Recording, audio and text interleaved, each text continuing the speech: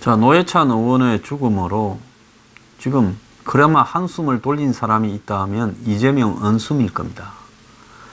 현재 이 정권의 방송은요, 공중파들, 종편들, 특히 공중파들 보면 예능을 해도 정권의 코드에 맞춰서 예능을 합니다. 정말 보기가 역겨울 정도의 마치 북한의 방송 보듯 그런 행태들을 이렇게 하고 있는데요. 그러다 보니 정권의 코드를 맞춰줄 만한 출연자들까지도 예능에 어색하게 끼워 넣어서 억지 예능을 하고 있습니다. 마치 예능을 교양 있게 하거나 현재 정권의 코드에 맞춰서 해보겠다고 발버둥치는 모습을 보여주고 있는데요. 하물며 이 대표적인 탐사 프로 SBS 그것이 알고 싶다 정도쯤 되면 이 어떤 이 정권의 제일 잘 나가는 유력 대선 후보에 대해서 보도를 할 때 그것이 정권의 의도와 맞으면 하는 거고 맞지 않으면 못하게 될 거라는 것은 너무나 잘 알고 있습니다. 지금 세월호와 관련되는 여러 가지 잡스러운 구설수에 또 기무사와 관련되는 문제에 견문건에 그리고 무슨 양성태 전 대법원장의 거래 의혹 관련 부분에 연일 도배를 하고 있습니다. 그러면서 그런 것들을 보도하는 언론의 행태는 별것도 아닌 걸 마치 특종이냐 그런 걸 가지고 국민들은 관심이 없는데 어제 그 더운 날 저녁에 SBS 첫 뉴스가 겸사 문건 관한 이런 내용입니다. 또 그 다음 뉴스가 대법원 양성태 대법원 관련 뭐 사법 조작 이런 부분입니다. 그래서 국민들은 9시 뉴스, 8시 뉴스에 얼마나 더웠냐 이런 걸 좀 보고 싶었는데 뉴스는 엉뚱한 걸 하고 있습니다. 자, 그래서 그것이 알고 싶다 해서 이재명과 은수미는 얼마 전까지 청와대 비서관을 하지 않았습니까? 겨냥을 해서 보도를 했다는 것은 상식적으로 생각을 할 때, 이 정권의 상식으로 생각을 할 때는 정권이 이재명을 버렸다. 이렇게 볼 수 있는 부분이죠. 제가 과거에 안희정을 제거하고 그 다음에는 이재명을 겨냥할 수 있고 또 이재명이 지난 지방선거 예선에서는 도덕성 점검하자라고 시달리고 본선에서는 말미에 김부선이 관련 터지고 이제는 그것이 알고 싶다 해서 은수미와 연계된 조폭이 결국은 이재명과 원래 잘 아는 사이였다라는 조폭 연루설이 어제 보도가 되었습니다. 그리고 여권 내부의 문파들을 중심으로 집요하게 이재명을 제거하려고 하는 부분들이 벌어지고 있는데요. 지난 토요일 날 그것이 알고 싶다 해서 느닷없이 이재명이 2007년에 성남 지역의 폭력 조직인 국제 마피아파 조직원에 대한 변론을 맡았고 그래서 변호사를 수임했다. 그리고 성남시장 시절에는 국제 마피아파 출신 간부 이모 씨가 설립한 코마 트레이드를 우수 중소기업으로 선정해서 특혜를 주었다.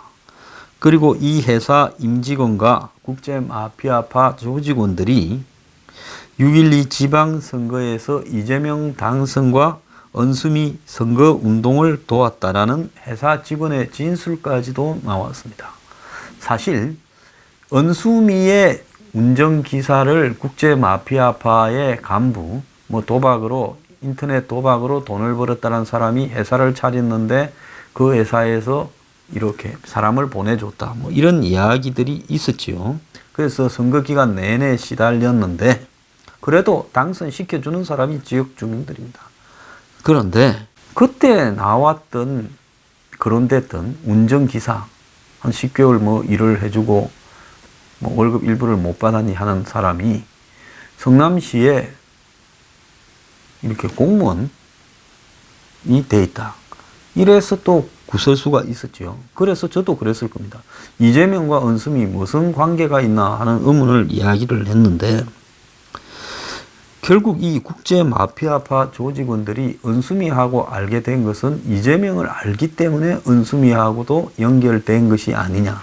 이재명과 은수미를 보면 이재명은 성남시를 은수미한테 넘기고 이렇게 경기도지사로 가고, 은수미는 이재명이 하던 걸 물러받아서 그 뒤를 파헤치지 않고 이 하던 일들을 잘 정리를 하는 역할까지도 이렇게 하기로 한 서로 우호적인 관계로 보였습니다. 여기서 이것이 굉장히 중요한 게요. 지방자치단체나 뭘 하다가 딴 데로 가면, 그만두고 나면 후임자가 와서 파헤치면 견디기가 어려운 일이 많죠. 그래서 후임자가 절대로 파헤치지 않고 나하고 무난하게 선계를 될 수 있는 부분을 이야기를 하겠지요. 지금 뭐 지방자치단체의 시끄러운 이야기들 전부 다 정당에 이렇게 교체가 일어나면서 전임자들을 파헤치는 일 때문에 그런 거 아니겠습니까? 그러니까 이재명이 이 조폭 간부 출신 이 씨와 함께 찍은 사진도 공개됐고, 이 사람은 은수미에 대해서 2016년 이후 이 회사에서 국회의원 떨어지고 청와대 비서관 가기 전까지 운전기사와 차량 유지비 등을 제공받았다라는 의혹이 계속 제기가 됐지요.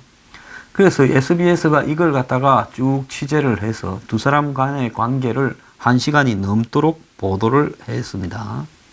그러니까 이제 방송이 나가고 나니 검색 순위 상단에 어제까지 내내 이재명 조폭 이런 글자들이 이렇게 대두가 됐고, 이재명은 그러니까 이재명 죽이기라면서 A4 용지 8장 분량의 반박문을 갖다가 페이스북에 올리고, 아마 이 방송 그것이 알고 싶다 첩과도 몇 시간에 걸쳐서 자기 입장을 밝혔던 걸로 보입니다. 그래서 이재명은 그러니까 토요일 날 오후에 페이스북에 이제 이 방송이 나간다는 걸 알고는 이재명 죽이기가 처음에는 종북이라다가 두 번째는 폐륜이다가 세 번째는 불륜을 하다가 이제는 조폭몰이까지 하고 있다면서 이재명과 관련된 수만 가지 조각 중에서 몇 개를 짜집기해서 조폭 정치인으로 만들고 있다. 그러면서 조폭 배너에 대해서는 20년간 수천 건의 수임을 한 것 중에 하나일 뿐이다라고 이야기를 하면서 인권 변호사가 조폭 사건을 수임했다라는 식으로 꿰어 맞춰서 부각시키고 있다. 이렇게 말을 했습니다. 또 코마 트레이드라는 조폭 간부가 설립한 회사 연루설에 대해서 이 회사가 성남시의 우수 중소기업으로 선정된 것은 민간인이 참여해 독립적으로 구성한 심의위원회에서 한 거지 나는 모른다. 보통 이런 거는 이렇게 이야기를 하지요. 그러면서 김상곤 교육감도 이들을 활동을, 즉 코마 트레이드의 활동을 칭찬하며 강원도 묵호까지 가서 격려했는데 왜 이재명만 문제 삼느냐고 관련 사진을 공개했습니다. 이 김상곤 씨는 지금 현재 교육부 장관이지요. 그러면서 이재명은 경기지사 선거 당시에 해명이 끝난 건을 가지고 키우고 있다 이러는데, 이재명을 싫어하는 더불어민주당의 문파 지지자들은 청와대에 이 의혹을 규명해달라는 청원을 올렸고 이재명의 정당에서의 제명까지도 하기를 하고 있습니다. 이날 그 방송은 이재명 은수미에 이 조폭 출신이 운영하는 코마 트레이드라는 성남 지역에 기반을 둔 회사와의 연루설이 이렇게 파헤쳐졌고, 또 더 나아가서 이런 조폭들이 경영을 하는 각종 회사 등에 이 성남시에서 용역을 좀 줬다 이런 사실까지도 공개되었습니다. 이날 제목은 조폭과 권력, 파타야 살인사건 그 이후 1년이라는 주제로 방송이 됐는데, 자, 이재명과 은수미의 이 조폭 출신 코마 트레이더 이 대표와 연루된 사실을 비롯해서 경기도 성남시 내 조폭과 정치인 간의 유착 관계 등이 다루어졌습니다. 그래서 청와대 게시판에 청원이 지금 이재명 즉각 사퇴하라고 해서 청원이 올라갔는데, 오늘 아침 9시에 벌써 6만 3천 명 이상이 이렇게 지지를 했다고 합니다. 또 다른 사람은 이재명 지사의 해임을 청원을 하고 있지만은 자기는 청와대 행정부가 직접적으로 관련된 내용부터 청원을 하려고 한다면서, 이번 사건의 제일 큰 문제점은 태국 파타야에서 한 청년이 참혹하게 살해당했고 해당 용의자가 붙잡혔는데도 살인죄 기소가 이루어지지 않고 있고 여기에 성남시 검찰, 경찰이 조폭과 유착을 했고 그래서 조폭에 묻혀서 국민의 억울한 죽음이 부각이 되지 않고 있다라고 하면서 이제 그것이 확대되어져서 이재명, 은수미와 조폭 간부와의 유착설이 지금 제기된 부분입니다. 그런데 정작 이 방송을 본 시청자들의 시청률은 전국 7.4, 수도권 8점인데 평소보다 조금 낮았다라고 이렇게 합니다. 자, 그러면 이 사건에 대해서 왜 SBS는 이 대목에서 이렇게 열심히 파헤치는 건가? 이 부분을 우리가 좀 생각을 해볼 필요가 있겠죠. 지금 김부선 때 관여되었던 공지영이 이재명이 김부선의 조폭 연루 조카 이야기를 했다라는 말까지 다시 또 제기를 했습니다. 배우 김부선에게 국제마피아파 조직원인 조카 이야기를 이재명이 했다면서 그것이 알고 싶다 해서 이재명이 밝힌 4번 변호한 조폭 친척, 그것이 김부선이 언급하고 있는 김경환이 크로스 체크한 끔찍한 범죄를 저지른 사람, 이제 보니 이재명 집안의 그 사람이었네 라고 이야기를 하고 있습니다. 이 친구 지금 감옥에 있는데 아마 살인을 했을지도 모르는데 정치 입문한 후에 모른 척 했다고 김부선과 은밀한 만남 중에 실토를 했다 이렇게 말을 했습니다. 이재명은 SBS 방송 중에 심지어 제 2종 조카가 중학교 다닐 때 국제마피아의 중학생 조직원이었다.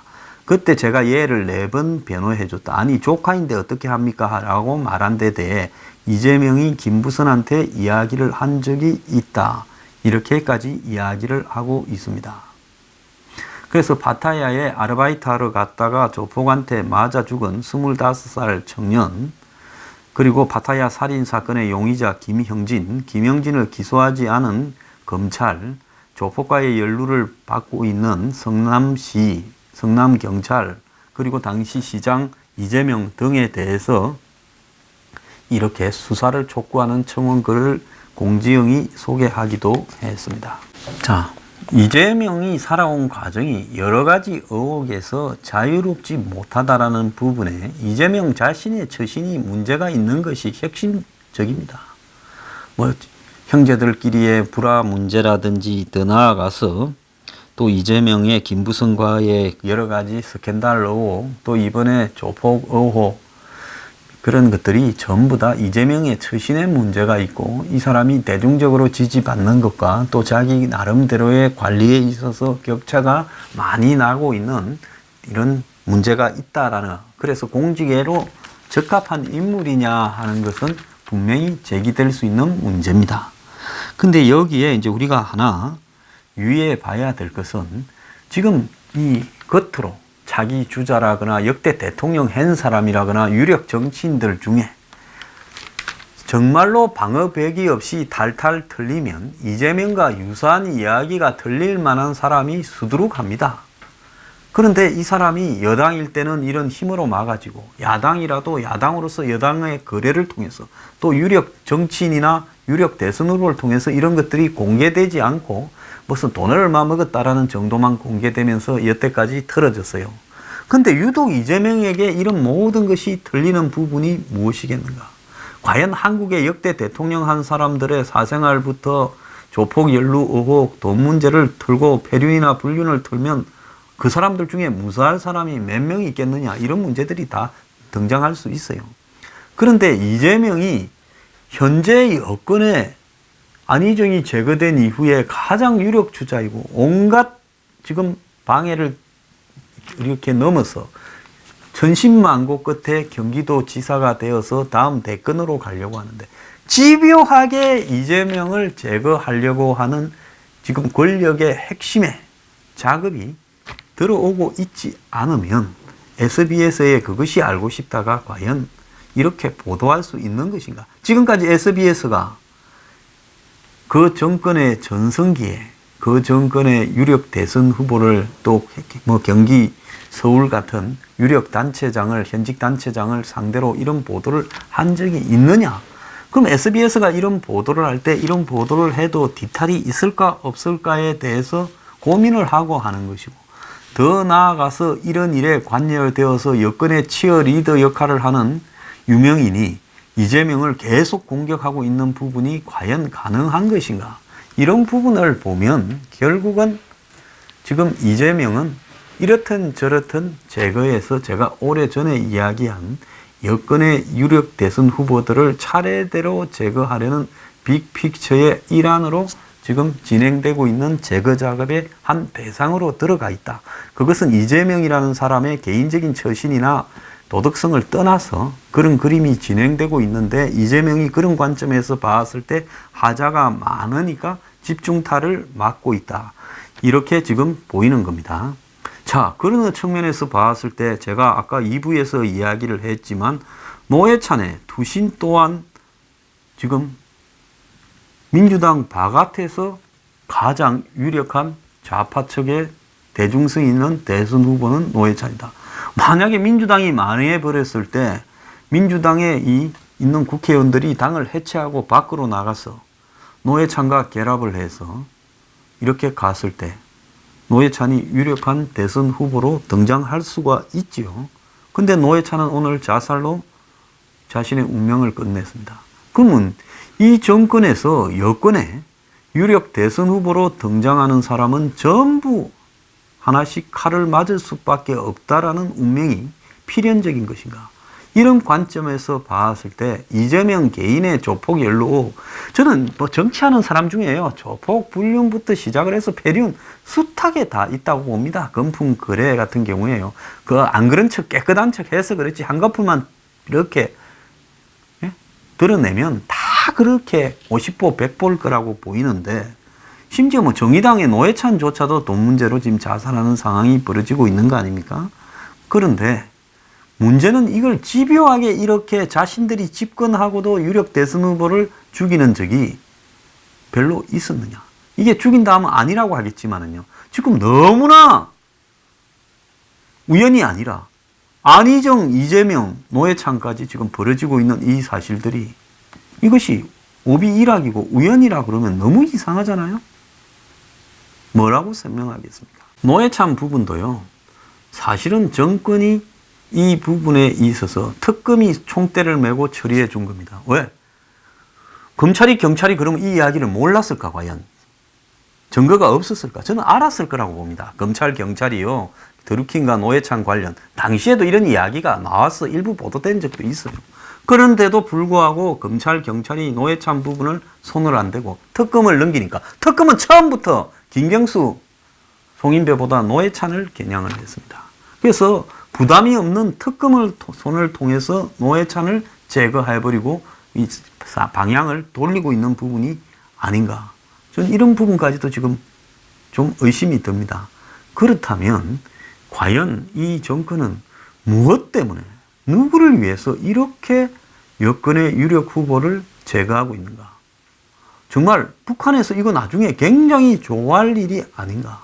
어차피 이 정권은 지지율을 어느 정도로 급속히 상실해 갈 거고, 나중에 좀 오른쪽 행보를 해서 결국은 다시 한번 제3자를 내세워서 집권을 시도해 볼 건데, 자기 정권 내에서 자기들의 유력 대선 후보들을 다 죽여버리고 제거하고 있고, 그리고 더 나아가서 지금 안 죽고 버티는 사람은 계속 칼이 들어가는 행태가 벌어지고 있고, 거기에 문파들이 총대를 메고 있다. 이것이 자연스럽다고 보이느냐? 절대 자연스럽지 않다. 그럼 다음은 누구냐? 옥탑방에 가 계신 분이냐? 이제 그렇게 또 생각해 볼 수밖에 없다라는 생각이 듭니다.